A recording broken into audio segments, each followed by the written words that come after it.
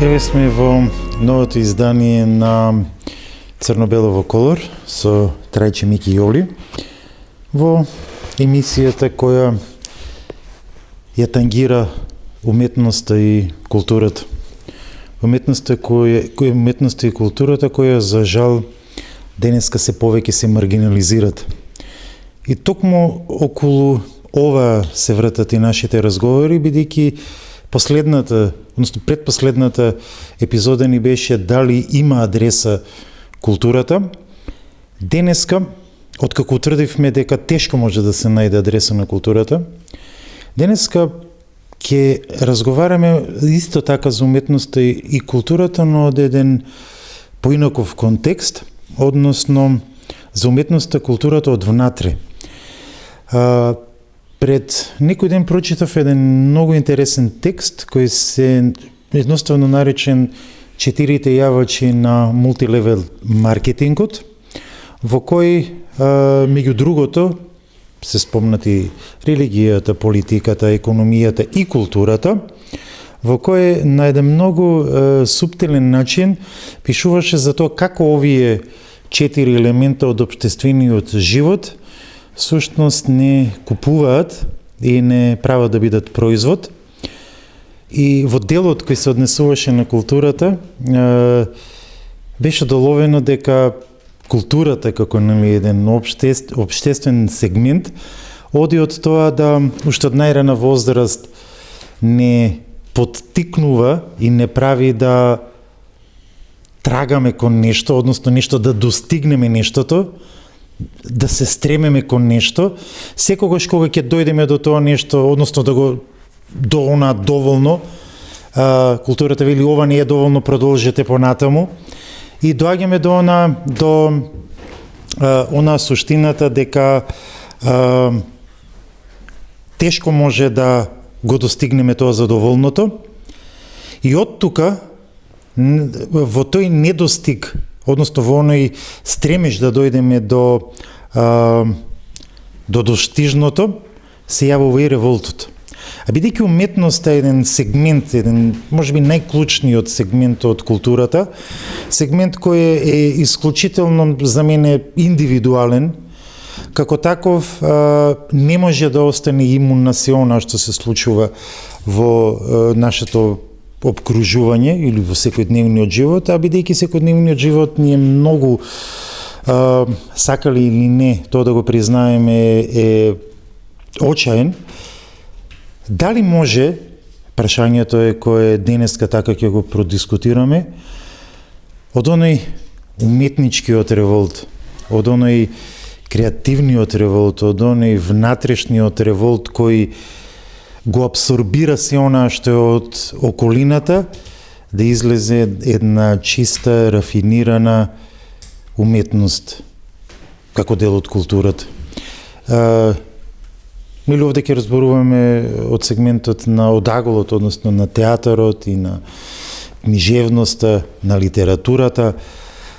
Како овие две единки на културата или од нив може да, како тие всушност го абсорбират сето она што го имаме во нашата брутална реалност и како може од таа брутална реалност уметникот да изнереди едно рафинирано уметничко дело.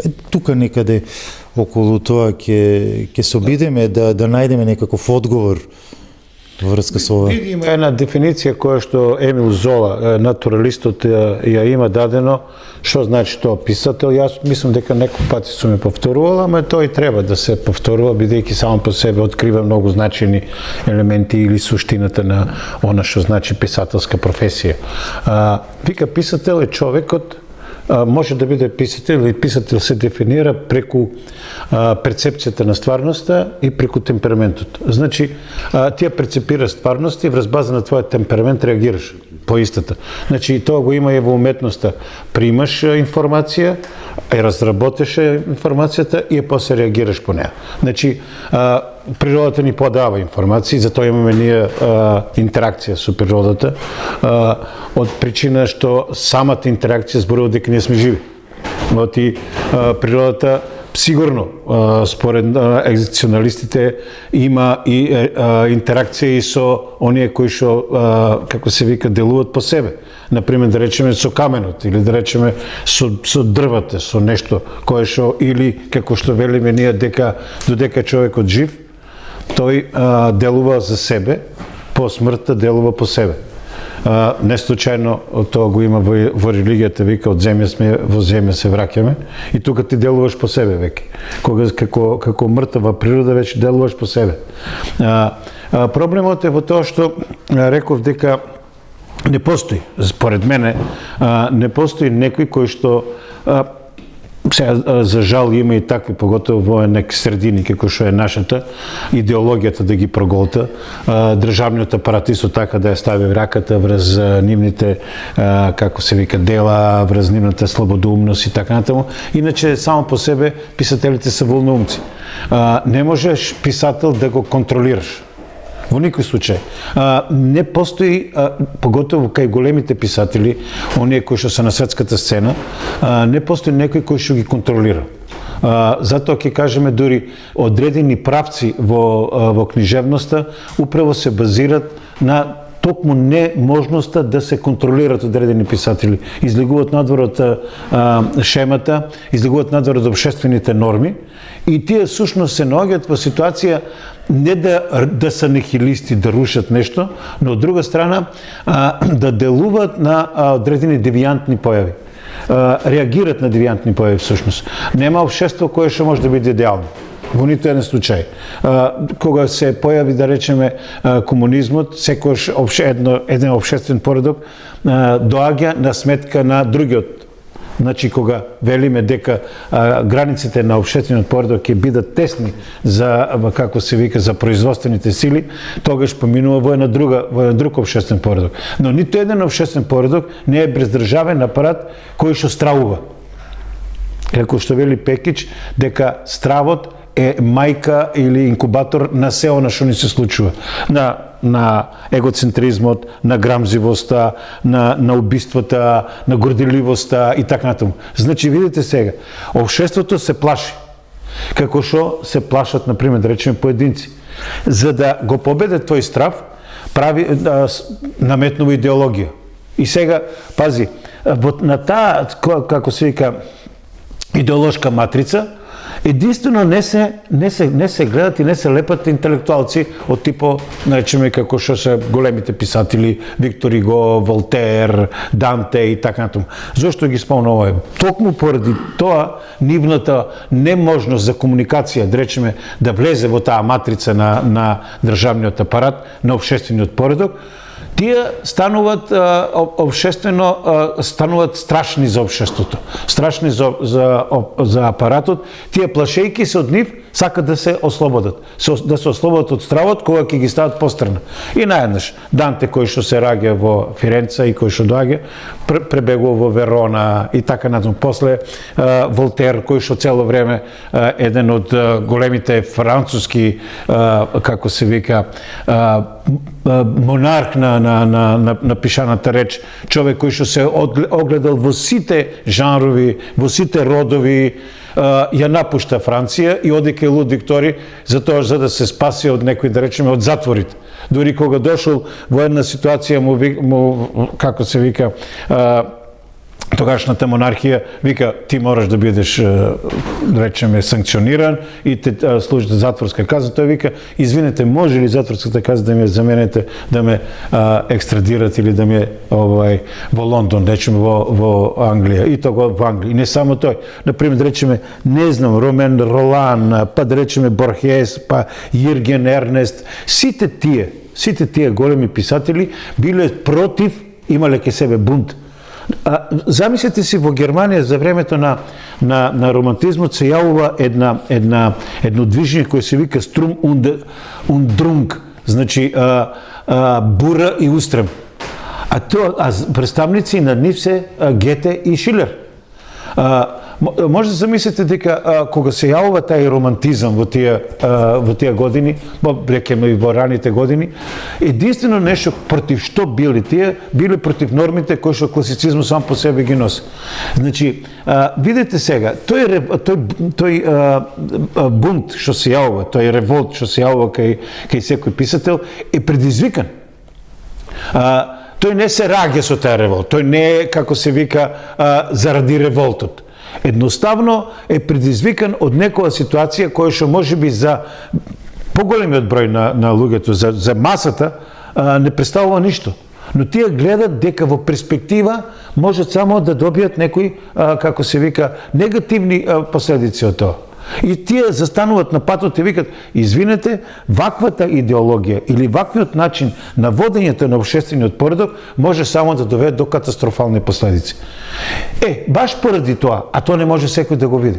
Како што, например, да речеме, како се векеше дека секој писател или секој интелектуалист гледа преку ридот, не до ридот. Значи, кога отишол Виктор Иго, прво, на почеток бил огромен ројалист, и бил за царот. Но потоа кога доаѓа Наполеон III, 20 години оде во изгнанство и живе на еден остров. И го прашуваат сега со синот тамо, сега татко што ќе правиме тука? Ништо, ќе го гледаме океанот. Ме разбирате ли? Едноставно тај револт, тај бунт кај нив се јавува како последица на одредена ситуација или последица на општествениот, на социјалниот живот, на општествениот поредок, на се она што значи девијација. Значи, во времето на феодализмот, во времето на аристократијата, во времето на, гледаш, на како се вика, се јавува дури Виктор Иго е еден од тие за кои што вели дека представува или Волтер представуваат на некој начин, поготово Виктор Иго, дел од она револуција која што се дига Париската комуна и така натаму. Тоа се тие ситуации кои што се јавуваат, ама кај, да речеме, исклучително изградени личности, поготово личности кои што имат содржина во своите дела. Да речеме кај Крлежа. Крлежа има доста многу интересен поствоен период, каде што многу луѓе велат дека Крлежа не треба да има таков статус како што му дозволи, да речеме, Јосип Броз Тито да има во Југославија, од причина што тој не се вклучил во редовите во ПОВ, да речеме, партизанските одреди или во, како се вика, во тие ударни бригади на комунистичката партија. Тој дури бил во, како се вика, во државата на Павелич и дури го и посетувал Павелич, и тие сите имат. Но во тоа време Тито знаеш каква е големината на Крлежа и Крлежа сам по себе вика, немојте да мавате по мене, бидејќи вие, јас не скакав на барикадите, ама тој поредок го подривав од оздола. Тоа е проблемот кај секој еден од големите писатели, дека неговиот немир не е немир на како се вика, на навивач, на извикувач на пароли, на скакање на барикадите, да речеме како на Делакроа, Жан Дарк, како е слика на барикадите, како што се некои од тие јунаците на Емил Зола. Тие сето тоа го подриват од оздола. Например, дури преку некои алегории, дури преку некои, како се вика,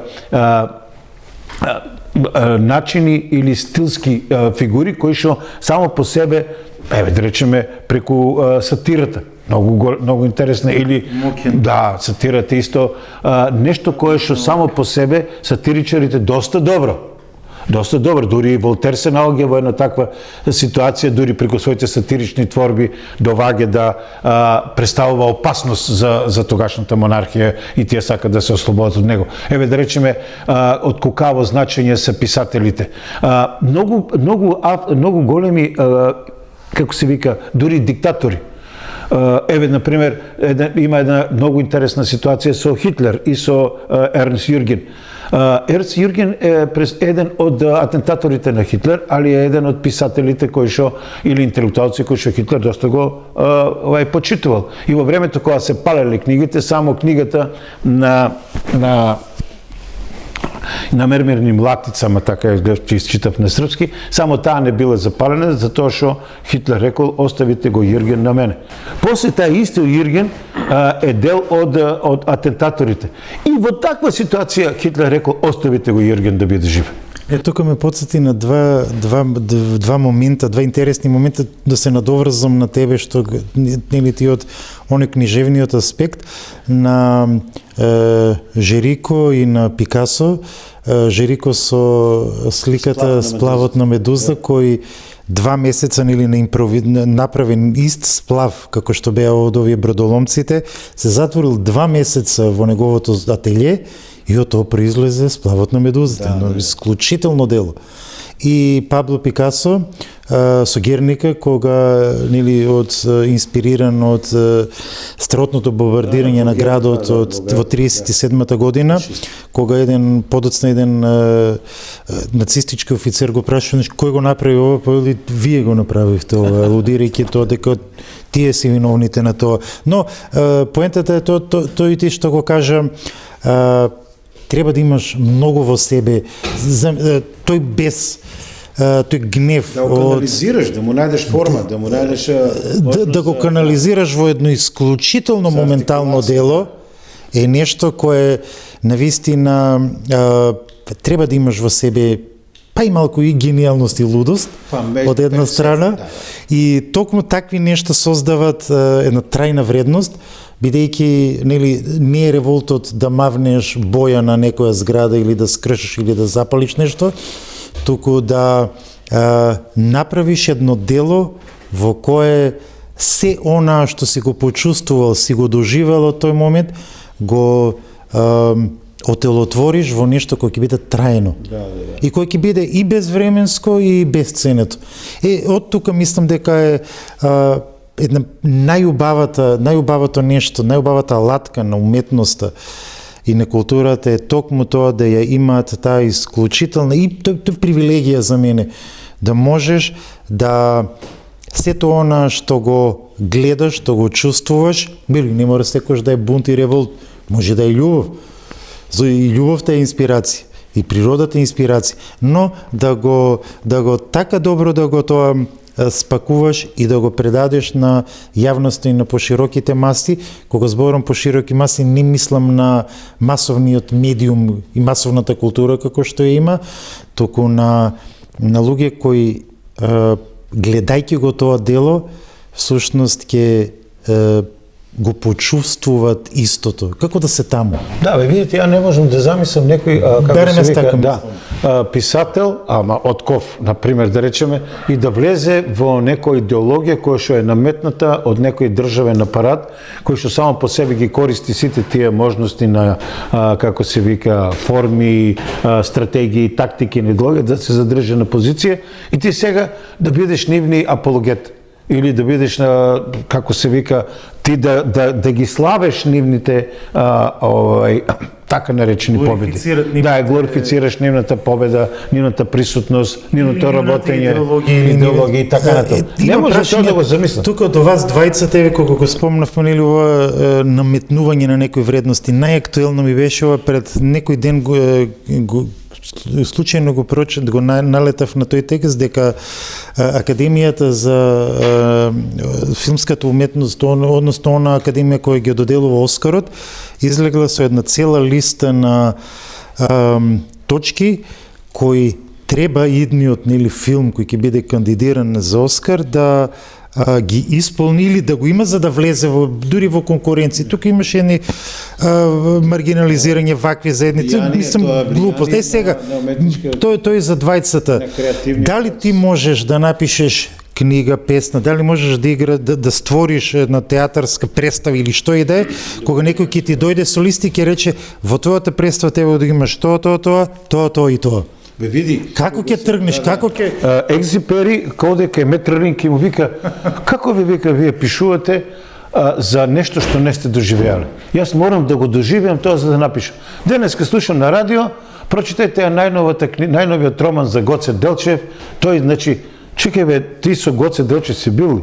Значи, си го видел ли Гоце? Ти си читал нешто за Гоце Делчев, пишуваш сега роман и ни диктираш и не ставаш во ситуација во завршен чин да ти веруваме.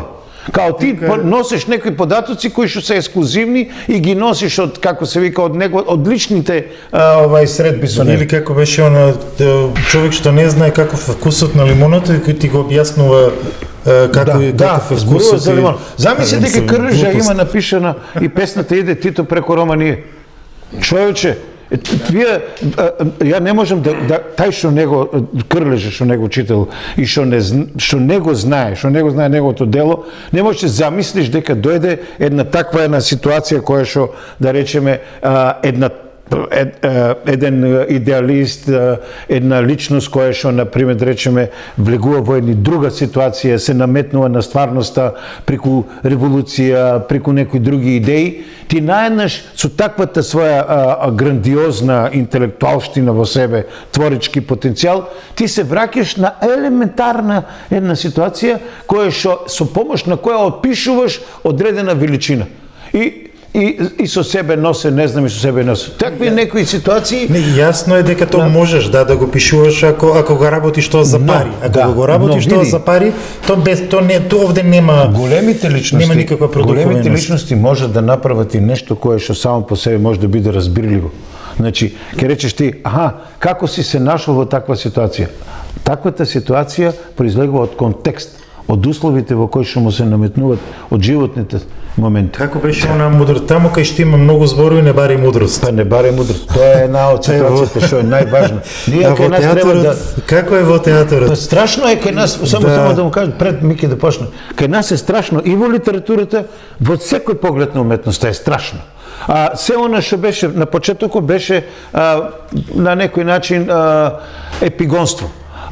Кога дојдовме во ситуација да имаме аутономија во своето изразување, автохтоност, да имаме своја поетика, ние се изгубивме. Ние сме просто изгубени сега. Толку е театар е хаос. Типичен хаос. Не знаеш кој од каде може да те од која страна може ветер да те дувне, на која страна ветрот може да те однесе. Типичен литературата истов хаос. Сликарството како и да не постои. Можете да замислите сега. Музиката не знае што е. Значи, доаѓаш тука на маса и едноставно, како да ти кажам, нема некој ритам, нема нешто од музиката што може да зароби. Нема луѓе што кечат, јас сме фанови нови, фанови нови, дека идеолошки може да настапи. Нема таква ситуација. Па тоа гледај го по тоа дека веќе има препеви на препевите од препевите од песните. Тука веќе се завршува со... Тоа се исчепкано од нос. Тоа е катастрофа. Тоа е еве за театарот. Како, дали може да создадеш представа во која однапред некој ќе ти каже тоа и тоа го вметни. Кај е тука? Јас почнав познатата мисла на Албер Ками, кај што зборува дека вика се бунтувам, значи постојам. Тоест таму револтот не е револтот не е ставен како деструкција, туку како потврда за човечкото достоинство. Уметноста и револтот некако одат во корелација, затоа што тие заедно се борат за слобода. Револтот и уметноста мора да бидат соединети и тие заедно се борат за слобода и тие не го менуваат светот, ако не можеш да го сметиш на сила, не можеш да го сметиш на сила, ќе го збориш преку слика, преку глас, преку филм, преку театарска представа. Но во историјата има многу големи примери кои што зборуваат за забранувани представи, за представи со отпор, за представи кои што во тоа време биле многу во литературата едни од најпознатите автори кои што имале некаков револт и отпор биле Албер Ками, Франц Кафка. Понатаму тие зборувале за својот отпор и револт. Понатаму во сликарството се појавил правецот дадаизам, за да подоцна се појави панк и рок музиката, кој што во суштина била и гласот на младите, каде што револтот ние знаеме многу панка состои анархизмот и рап музиката било гласот, па и денде и тие својот револт кон гневот кон општеството го изразиле преку панк, преку рок музика, сите југословенски Sex Pistols, тие се појавија и го користеа својот. Во театарот Бертолд Брехт, еден од најпознатите, кога тој ги правил правил политички манипулации со неговата политички театар кој што е исмеувал власта, војните, политички бил многу често забрануван. Вацлав Хавел го исмеувал тоталитаризмот и подоцна бил и во затвор, замислите, подоцна станал председател на Чехословачка. Понатаму едниот познати Антон Арто со неговиот театар на суровоста, каде што исто е исмеувал традиционален Ибзен, Ками со неговата суптилност. Во времето на Југославија исто имаме примери кои што биле многу забранувани. Тоа е Симовик со Путичево позориште, Шопаличко, една представа која што била многу забраната. Во Југославија имало многу забранувани представи кои што биле градени по ниво на револт, па и во Македонија се сеќавате дека имаше представи, па и во Штипскиот театар Здраво седма сила беше представа која што беше цензурирана и забранувана. Овде заборев исто да го спомнам нашиот представата кој што играе во Штипскиот Дарио Фо, кој исто бил забрануван во Италија, а да не зборуваме овде во Македонија некаде 70 години кога на филозофскиот факултет се формирала Зелената гуска под водство на Слободан Унковски и Владе Милчин, каде што нивната представа била цензурирана, па и да се вратиме и порано, каде што многу македонски поети и автори биле, еден од нив е Кочо Рацин, неговите текстови, неговите пораки во тоа време биле. Припаѓа на тај социализам, каде што биле цензурирани, социјалистички реализам. Затоа сакам да кажам дека револтот и уметноста се во корелација, тие одат заедно. Ако не можеме да го смениме општеството со сила, тогаш можеме да го смениме со слика, со уметничко дело. Затоа јас посебно почитувам уметнички дела кои што се градени по пат на микрофон. Таму каде што има микрофон, таму не е силата. Таму каде што нема што да загубиш, тоа е револтот, таму е силата. Затоа да ги слушниме оние што не го држат микрофонот по политички митинзи, туку да ги слушниме вистинските револтирани уметници и да ги видиме вистинските револти преточени во уметност и уметноста да кажува понатаму како да го смениме светот на подобро. А се надевам дека ќе гледаме што повеќе уметнички дела, не само во театарот, и во литературата, во книжевноста, во сликарството, каде што својот револт уметниците ќе го изразуваат и со тоа ќе придонесат за подобро утре. Јас пак ќе се задржам, ќе се навратам на Пекичевото дека сушност стравот е инкубатор на многу ваки дејанија, например да речеме или карактерни особености. Видете сега во македонскиот театар или воопшто во уметноста во Македонија, не може Министерството за култура да диктира кои книги ќе бидат објавени преку своји, како се вика, органи, кои представи ќе бидат реализирани, за кои представи ќе се дава пари. Тоа е државен апарат. Значи, ако државниот апарат одредува слободата на уметноста, тука не може да зборуваме за слобода, не може да зборуваме за креација, него се треба да биде сведено на потребите на оние кои што држат власта во своја раце. На конзументите на крајот. Не на конзументите. На конзументите е подадено и сервирана ситуација. Значи, секоја уметничко дело е сега дело под влијание. Зашто? Затоа што ние сме немаме пазар. И се оно што го правиме благодарение со, како се вика, субвенциите што ги добива од Министерството за култура од владата. Ништо повише. Значи, и нит сум нашол, како што вика Мики, имаше порано тај Зелената гуска, или да речеме, правеа тие, како Никита Голтарот и така натаму, правеа некои театарски представи, или да речеме, некои форми, кои што на некој начин представуваат така скриен или мал, како се вика, со тенно глас или пригушен бунт или револт. И тука се гледаше нешто, дека има некоја содржина, дека има некое влијание, дека има некое движење. Сега јас не можам да препознам некоја слобода во творештото. Не можам да најдам слобода во творештото. Некако врзани, прво нема критика. Прво нема некој кој ни шепот нема, што се вика. Нема ни шепот од критика. И тоа за жал е, бидејќи сите тројца констатиравме докаде нивото на моментално на културата и уметноста. Сега само ќе завршам со тоа што ако се запрашаме пак или очиме состојбата констатиравме, конзументите се сега се повеќе атакувани и веќе се повеќе свикнуваат на вештачката интелигенција, која и веќе не полека туку на големо влегува и во уметноста. Како не? Веќе гледам, погледнете дека веќе, особено младите генерации, за нив е сосема нормални вештачки генерираните клипови,